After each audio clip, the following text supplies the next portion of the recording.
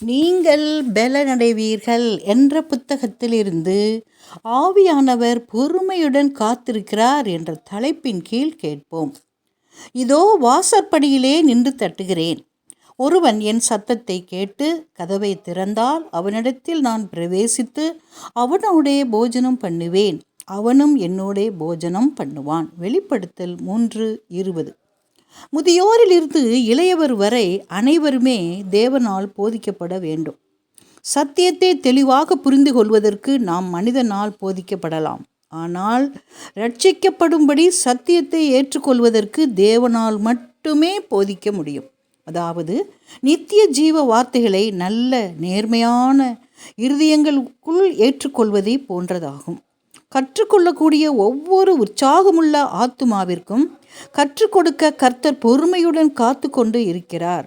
மனம் உவந்து போதிக்கக்கூடிய போதகரும் உலகம் இதுவரை அறிந்திராத மாபெரும் ஆசிரியருமானவரிடத்தில் தவறு இல்லை. ஆனால் தன் சொந்த அபிப்பிராயங்களையும் யோசனைகளையும் பற்றி பிடித்து மனித கோட்பாடுகளை விட்டு கொடுக்க மனதில்லாமல் கற்றுக்கொள்ள மனத்தாழ்மையுடன் வராமல் இருக்கும் நபரிடத்தில்தான் தவறு உள்ளது. அவன் தன் மனசாட்சியும் மனமும் போதிக்கப்படவோ சீர்படுத்தப்படவோ பயிற்சி அளிக்கப்படவோ, அதாவது ஒரு விவசாயி மண்ணில் வேலை செய்வது போல், ஒரு கட்டிடக் கலைஞர் கட்டிடத்தை கட்டி எழுப்புவது போல் அவனுக்குள் வேலை செய்யப்பட அனுமதிக்க மாட்டான். நீங்கள் தேவனுடைய பண்ணையும் தேவனுடைய மாளிகையுமாய் இருக்கிறீர்கள். 1 கொரிந்தியர் 3:9. ஒவ்வொரு நபரும் தெய்வீக சாயலுக்கு ஏற்றவாறு வேலை செய்யப்படவும் உருவாக்கப்படவும் வணையப்படவும் வேண்டும். அன்பான வாலிப மற்றும் வயோதிப நண்பர்களே, நீங்கள் மனுஷகுமாரனுடைய மாம்சத்தை புசியாமலும் அவருடைய இரத்தத்தை பானம் பண்ணாமலும் இருந்தால் உங்களுக்குள்ளே ஜீவன் இல்லை.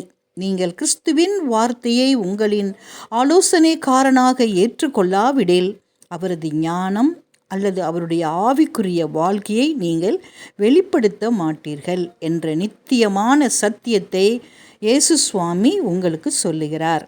என் மாம்சத்தை புசித்து என் இரத்தத்தை பானம் பண்ணுகிறவனுக்கு நித்திய ஜீவன் உண்டு. என் மாம்சம் மெய்யான போஜனமாயிருக்கிறது, என் இரத்தம் மெய்யான பானமாயிருக்கிறது. என் மாம்சத்தை புசித்து என் இரத்தத்தை பானம் பண்ணுகிறவன் என்னிலே நிலைத்திருக்கிறான், நானும் அவனிலே நிலைத்திருக்கிறேன். யோவான் 6:53-56 வரை. மேலும் அவர் ஆவியே உயிர்ப்பிக்கிறது, மாம்சமானது ஒன்றுக்கும் உதவாது. நான் உங்களுக்கு சொல்லுகிற வசனங்கள் ஆவியாயும் ஜீவனாயும் இருக்கிறது.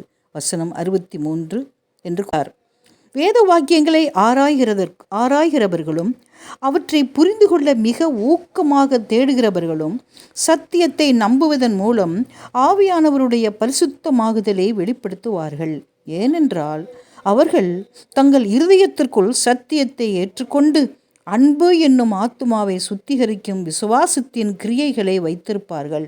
அவர்களுடைய ஆவிக்குரிய நரம்பு மற்றும் தசை அனைத்தும் அவர்கள் புசிக்கும் ஜீவ அப்பத்தின் மூலம் போஷிக்கப்படுகின்றன. ஆமென்.